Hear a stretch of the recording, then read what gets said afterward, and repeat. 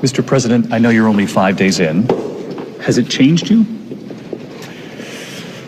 I don't want to change too much. I've had a wonderful life and wonderful success. I want to make this a great success for the American people and for the people that put me in this position. So I don't want to change too much. So I can be the most presidential person ever, other than possibly the great Abe Lincoln, all right? But I can be the most presidential person, but I may not be able to do the job nearly as well if I do that. Your predecessor used to talk often about finishing the day to get to his family upstairs, the stairwell's right over here, to have dinner with them. And I know that the First Lady, Melania, has a big job back in New York taking care of Barron. She does, yes.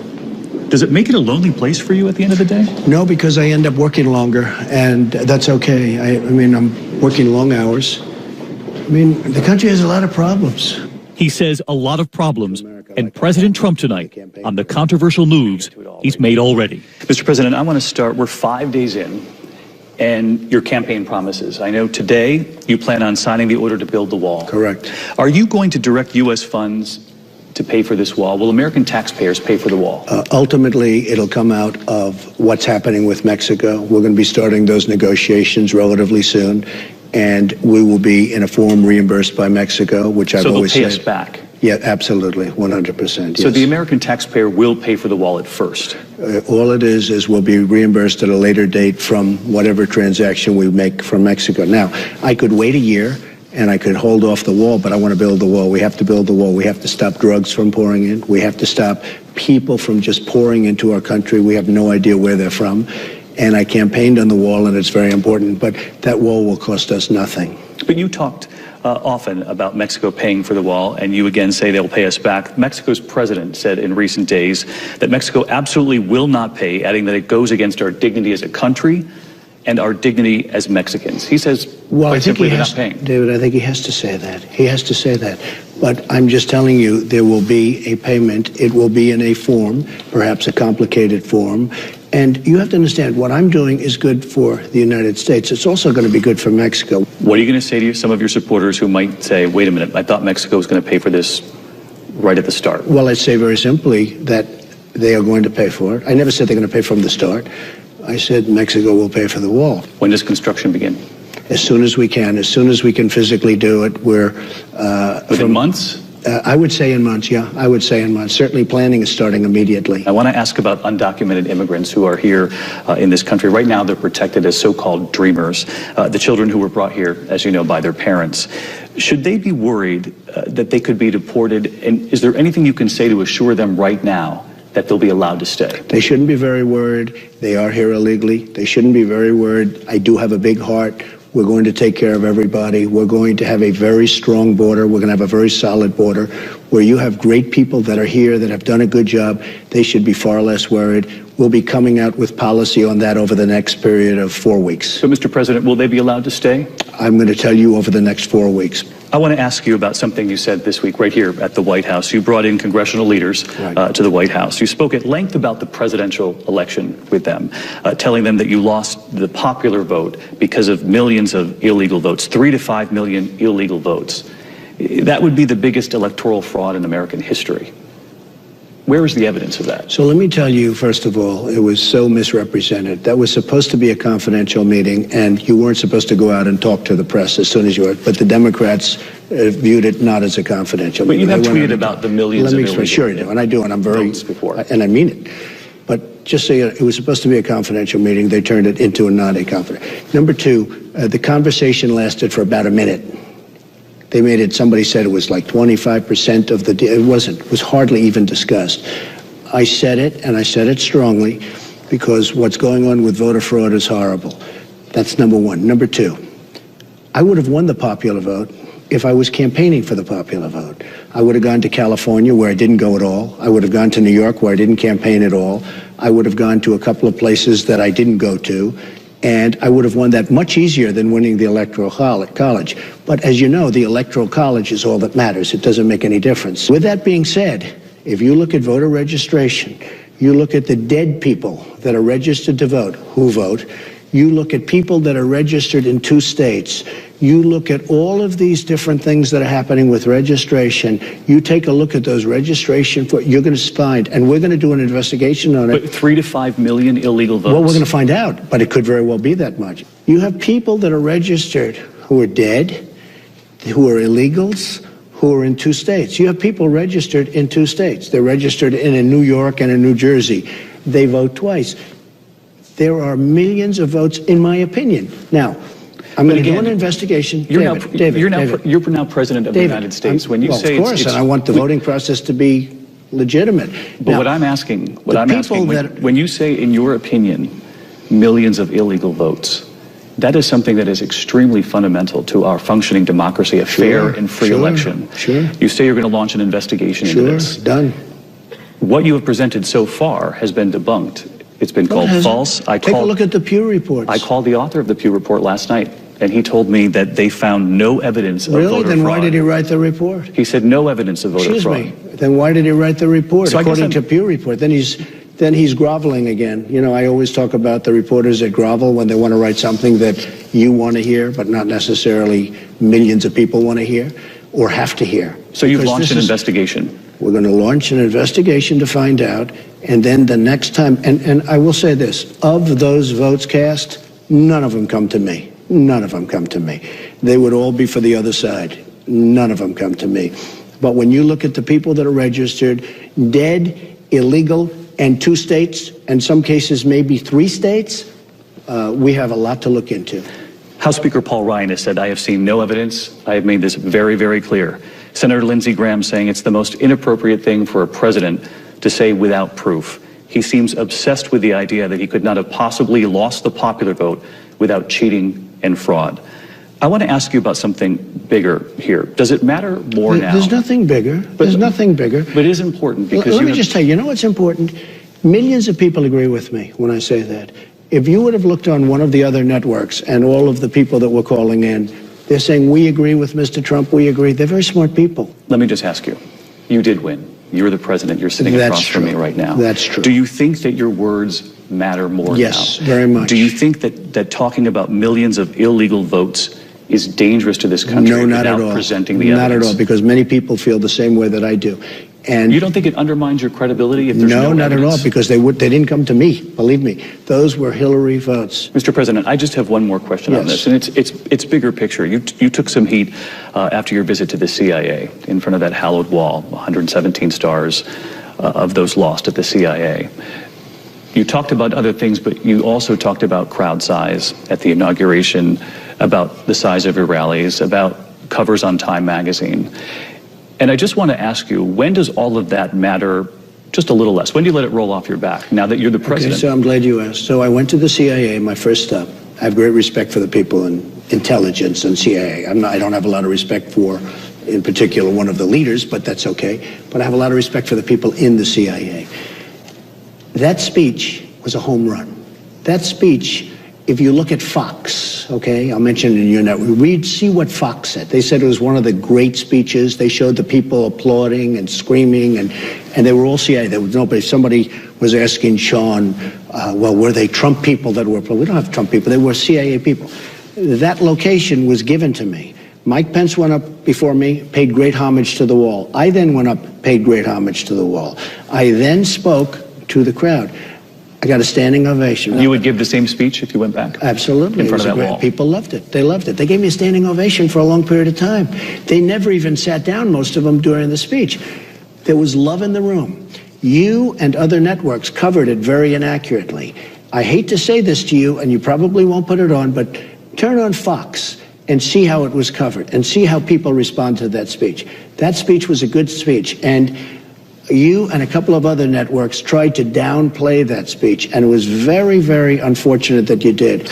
I am curious about the first full day here at the White House, choosing to send the press secretary out into the briefing room, summoning reporters to talk about the inaugural crowd size. Does that send a message to the American people that that's more important than some of the very pressing issues? Part of my whole victory was that the men and women of this country who have been forgotten will never be forgotten again. Part of that is when they try and demean me unfairly, because we had a massive crowd of people. We had a crowd. I looked over that sea of people, and I said to myself, wow. And I've seen crowds before, big crowds. That was some crowd. When I looked at the numbers that happened to come in from all of the various sources, we had the biggest audience in the history of inaugural speeches. I said the men and women that I was talking to who came out and voted will never be forgotten again. Therefore, I won't allow you or other people like you to demean that crowd and to demean the people that came to Washington, D.C. from faraway places because they like me, but more importantly, like what I'm saying. When we come back, what the president revealed to us about torture and waterboarding. You're now the president. Do you want waterboarding? What President Trump is now saying tonight, already generating headlines. And our walk through the White House, what it was like being handed the nuclear codes and his new office. So we're in the Oval Office. This is the Oval Office. What he shows us, and the letter President Obama left for President Trump when we come back. And this week, Chicago. Last night, you tweeted about the murder rate in Chicago, saying, if Chicago doesn't fix the horrible carnage going on, I will send in the feds. Right. You will send in the feds. What do you mean by that? Carnage. You know, in my speech, I got tremendous from certain people, the word carnage. It is carnage. It's horrible carnage. This is, Afghanistan is not like what's happening in Chicago. People are being shot left and right. Thousands of people over a short period of time. This year, which has just started, is worse than last year, which was a catastrophe. They're not doing the job. Now, if they want help, I would love to help them. I will send in what we have to send in. Maybe they're not going to have to be so politically correct. Maybe they're being overly political correct. Maybe there's something going on. But you can't have those killings going on in Chicago. Chicago is like a war zone. Chicago is worse than some of the people that you report in some of the places that you report about every night. So I will in the Middle East. You mentioned federal assistance. There's federal assistance and then there's sending in the feds. I'm just curious, will you take action on your own? I want them to fix the problem. You can't have thousands of people being shot in a city, in a country that I happen to be president of. Maybe it's okay if somebody else is president. I want them to fix the problem. They have a problem that's very easily fixable. They're going to have to get tougher and stronger and smarter, but they got to fix the problem. I don't want to have thousands of people shot in a city where essentially I'm the president. I love Chicago. I know Chicago. And Chicago is a great city, can be a great city. It can't be a great city if people are shot walking down the street for a loaf of bread. It can't be a great city. And if they are unable to fix it, that's when you would. Well, so far they have been unable. It's been going on for years. And I wasn't president. What's going on? So all I'm saying is to the mayor, who came up to my office recently, I say you have to smarten up and you have to toughen up, because you can't let that happen. That's a war zone. This is a warning. I want them to straighten out the problem. It's a big problem. Let me ask you about a new report that you are poised to lift a ban on so-called CIA black sites, prisons around the world that have been used in the past. Is that true? Well, I'll be talking about that in about 2 hours. Are you going to lift the ban? You're going to see in about 2 hours. Tonight, we are still waiting for word from the Trump White House on any decision involving those so-called black sites. The last president, President Obama, said the U.S. does not torture. Will you say that? Well, I have a general who I have great respect for, General Mattis, who said, I was a little surprised, who said he's not a believer in torture. As you know, Mr. Pompeo was just affirmed by the Senate. He's a fantastic guy. He's going to be the head of the CIA, and you'll have somebody fabulous as opposed to the character that just got out, who was not fabulous at all. And he will, I think, do a great job. And he is, I haven't gone into great detail, but I will tell you, I have spoken to others in intelligence, and they are big believers in, as an example, waterboarding. You did tell me. Because they say it does work. It does work. Mr. President, now, personally, Mr. President, you told me during one of the debates that you would bring back waterboarding and a hell of a lot worse. I would do what I would do. I want to keep our country safe. I want to keep our country safe. What does that mean? When they're shooting, when they're chopping off the heads of our people and other people, when they're chopping off the heads of people because they happen to be a Christian in the Middle East, when ISIS is doing things that nobody has ever heard of since medieval times, would I feel strongly about waterboarding? As far as I'm concerned, we have to fight fire with fire. Now, with that being said, I'm going with General Mattis. I'm going with my secretary because I think Pompeo is going to be phenomenal. I'm going to go with what they say. But I have spoken as recently as 24 hours ago with people at the highest level of intelligence, and I asked them the question, does it work? Does torture work? And the answer was yes, absolutely. You're now the president. Do you want waterboarding? I don't want people to chop off the citizens or anybody's heads in the Middle East, okay? Because they're Christian or Muslim or anything else. I don't want, look, you are old enough to have seen a time that was much different. You never saw heads chopped off until a few years ago. Now they chop them off and they put them on camera and they send them all over the world. So we have that, and we're not allowed to do anything. We're not playing on an even field. I will say this. I will rely on Pompeo and Mattis and my group. And if they don't want to do, that's fine. If they do want to do, then I will work toward that end. I want to do everything within the bounds of what you're allowed to do legally. But do I feel it works? Absolutely, I feel it works. So you'd be okay with it as president? I will rely on General Mattis, and I'm going to rely on those two people and others. And if they don't want to do it, it's 100% okay with me. Do I think it works? Absolutely. We head outside to the colonnade, where we discussed what happened shortly after President Trump took the oath of office. This is the famous walk. You've seen so many presidents. Right. So many. Amazing. Let me ask you, right after the oath of office, they give you the nuclear codes, the biscuit. Sobering moment? When they explain what it represents and the kind of destruction that you're talking about, it is a very sobering moment. Yes, it's very, very, very scary in a sense. Does it keep you up at night? No, but I have confidence that I'll do the right thing and the right job. But it's a very, very scary thing. Every president does get asked, though, what keeps them awake? What's unsettling? What has been most unsettling for you now that you're 5 days in? Well, I think I see a tremendous amount of waste. I see a tremendous amount of job opportunities that have been let go for many years. And I'm not just talking about President Obama. I'm talking about for many, many years. And I was a big, big fan of Ronald Reagan, but I was never a big fan on trade with respect to Ronald Reagan. I just think we've had years and years of allowing our jobs to be dissipated in this country, and there's no reason for it. So the economy keeps you up more than terrorism and homeland security? I view it all the same, all very important. Yep, terrorism is, to me, number one, because we have to keep people safe. Most importantly, we have to keep people safe. But the economy is certainly, I mean, we have to bring the jobs back. I talk the forgotten men and women. They're not forgotten anymore because they came out and voted. A lot of people, you folks, didn't know they existed in a true sense. Everyone's saying, where did they all come from? It was pretty amazing, wasn't it? When we come back, what the president says about plans for sweeping executive action, suspending immigration from certain countries. Is this the Muslim ban? And here at home, we ask the president about the millions of Americans who are concerned they could lose their health care if Obamacare is repealed.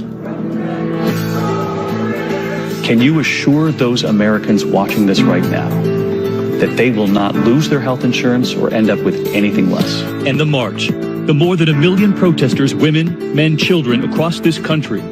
We ask what the president would say to them tonight. Mr. President, I want to ask you about refugees. You're about to sign a sweeping executive action to suspend immigration to this country. Right. Who are we talking about? Is this the Muslim ban? We're talking about, no, it's not the Muslim ban, but it's countries that have tremendous terror, and it's countries that people are going to come in and cause us tremendous problems. Our country has enough problems without allowing people to come in who in many cases or in some cases are looking to do tremendous destruction. Which you look at countries are we what's talking happened. about? I have a whole list. You'll be very thrilled.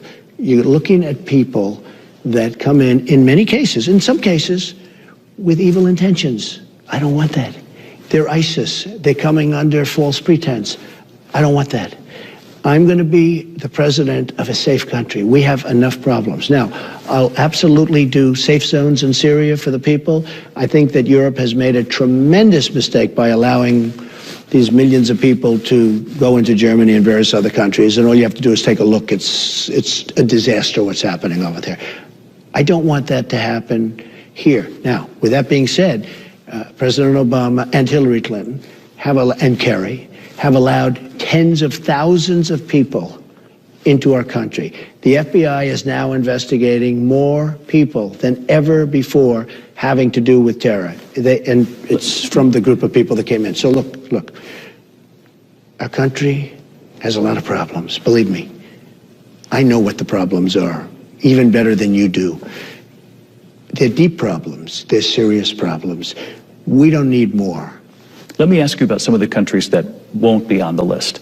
Afghanistan, Pakistan, Saudi Arabia. You're going to see. You're going to see. We're going to have extreme vetting in all cases. And I mean extreme. And we're not letting people in if we think there's even a little chance of some problem. We are excluding certain countries, but for other countries, we're going to have extreme vetting. It's going to be very hard to come in. Right now, it's very easy to come in. It's going to be very, very hard. I don't want terror in this country. You look at what happened in San Bernardino. You look at what happened all over. You look at what happened in the World Trade Center. Okay, I mean, take that as an example. Are you at all concerned? Are you at all concerned it's going to cause more anger among Muslims around the world? There's plenty of anger right now. How can you have more? You don't think it'll exacerbate the problem? David, I mean, I know you're a sophisticated guy. The world is a mess. The world is as angry as it gets. Well, you think this is going to cause a little more anger? The world is an angry place. All of this has happened. We went into Iraq. We shouldn't have gone into Iraq. We shouldn't have gotten out the way we got out. The world is a total mess. The world is a mess, David. You brought up Iraq and something you said that could affect American troops in recent days. You said, we should have kept the oil, but okay, maybe we'll have another chance. What did you mean by that? Well, we should have kept the oil when we got out. And you know, it's very interesting. Had we taken the oil, you wouldn't have ISIS. Because they fuel themselves with the oil. That's where they got the money. So you believe we can go in and take the oil? We should have taken the oil. You wouldn't have ISIS if we took the oil. You've heard the critics who say that would break all international law, taking the oil. But I want to get to the words that you said. Can you believe that? Wait, can you believe that? Who are the critics that say that? Fools. I don't call them critics. I call them fools. Let me talk about your words. We should have kept, we should have taken the oil. And if we took the oil, you wouldn't have ISIS. And we would have had wealth. We have spent right now $6 trillion in the Middle East, and our country is falling apart. What got my attention, Mr. President, was when you said maybe we'll have another chance. Well, don't let it get your attention too much, because we'll see what happens. I mean, we're going to see what happens. You know, I told you and I told everybody else that wants to talk, when it comes to the military, I don't want to discuss things. I want to let the action take place before the talk takes place. I watched in Mosul when a number of months ago, generals and politicians would get up and say, we're going into Mosul in 4 months. Then they'd say, we're going in 3 months, 2 months, 1 month. We're going in next week. Okay. And I kept saying to myself, gee, why do they have to keep talking about going in? All right. So now they go in and it is tough, because they've given the enemy all this time to prepare. I don't want to do a lot of talking on the military. I want to talk after it's finished, not before it starts. When we come back, the millions of Americans who want to know what the replacement will be for Obamacare. I'm just asking about the people who are nervous and watching you for reassurance. Here's what I can assure you. And later, the moment in the Oval Office. President Trump revealing the conversation with President Obama as they got into the motorcade, sharing that ride to the Capitol. What was that car ride like to the Capitol? When we come back. Continues.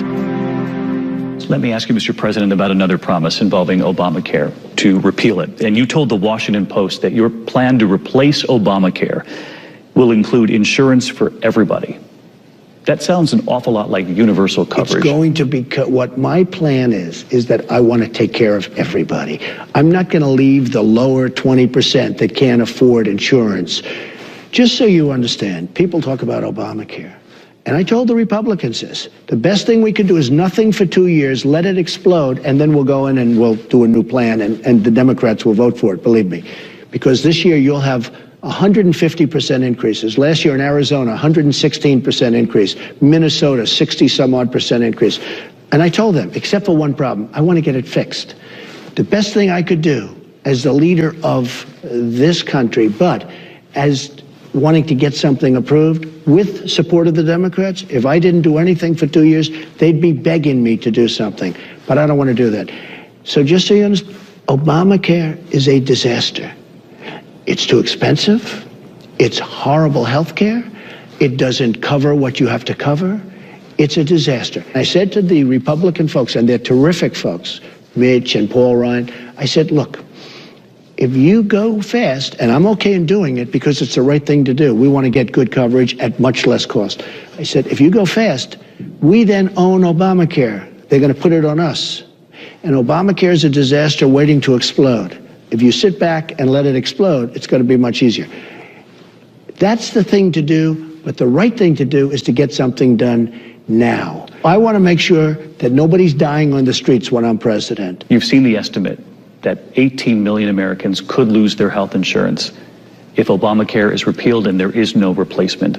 Can you assure those Americans watching this right now that they will not lose their health insurance or end up with anything less? So nobody ever deducts all the people that have already lost their health insurance that liked it. You had millions of people that liked their health insurance and their health care and their doctor and where they went.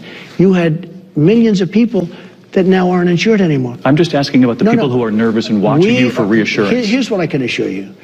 We are going to have a better plan, much better health care, much better service treatment, a plan where you can have access to the doctor that you want and the plan that you want. We're going to have a much better health care plan at much less money. We're going to have an explosion. And to do it right, sit back, let it explode, and let the Democrats come begging us to help them because it's on them. But I don't want to do that. I want to give great health care at a much lower cost. So no one who has this health insurance through Obamacare will lose it or end up with anything less. When you say no one, I think no one. Ideally, in the real world, you're talking about millions of people. Will no one. And then, knowing ABC, you'll have this one person on television saying how they were hurt. Okay. We want no one. We want the answer to be no one. But I will say, millions of people will be happy. Right now, you have millions and millions and millions of people that are unhappy. And as we walk through the White House, we asked the president about the voices. Just outside in Washington, D.C. and across the country, the more than 1 million women, men, and children who marched the day after the inauguration. Let me just ask you, while we're standing outside, could you hear the voices from the Women's March here in Washington? We know there were more than 1 million people who turned out, and you are their president now, too. That's true. Could you hear them from the White House? No, I couldn't hear them, but the crowds were large. But you're going to have a large crowd on Friday, too, which is mostly pro-life people. You're going to have a lot of people coming on Friday. And I will say this, and I didn't realize this, but I was told, you will have a very large crowd of people. I don't know, as large or larger. Some people say it's going to be larger. Pro-life people. And they say the press doesn't cover them.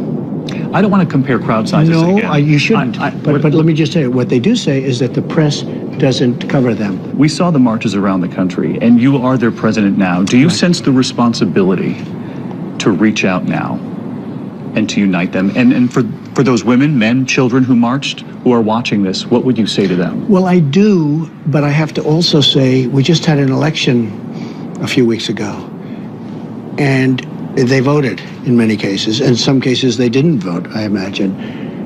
And we did have an election. With that being said, absolutely I have a responsibility to everybody, including people that didn't vote for Donald Trump.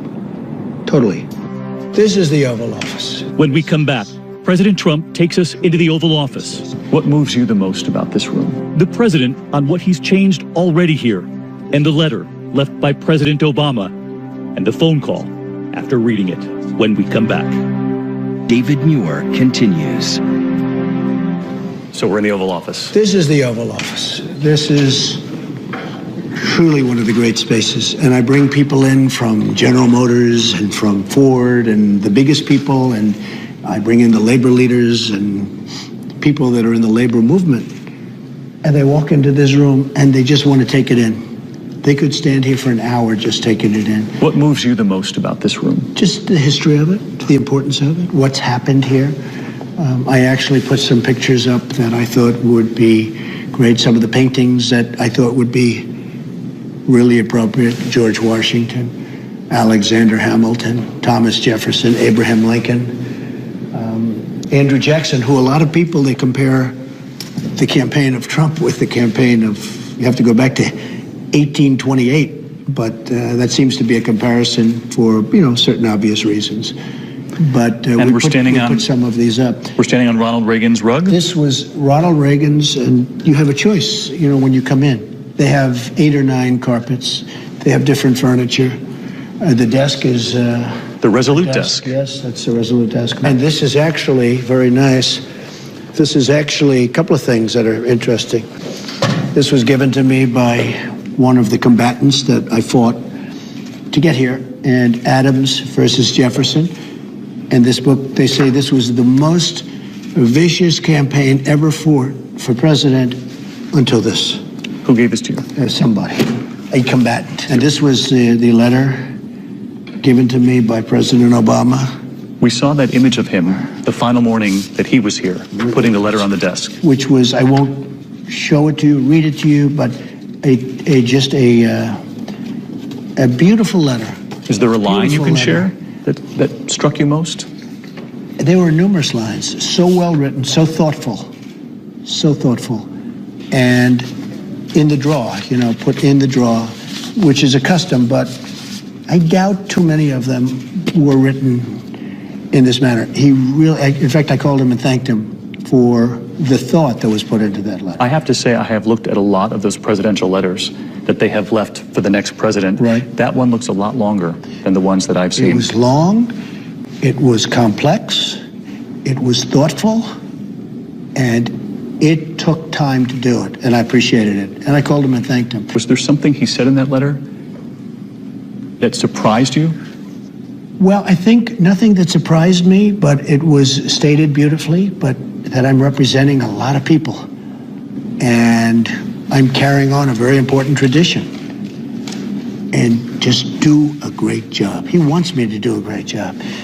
He said something that was very interesting to me. He said, if I thought your health care plan was going to be better than his plan, Obamacare, I would support it, and I believe he would.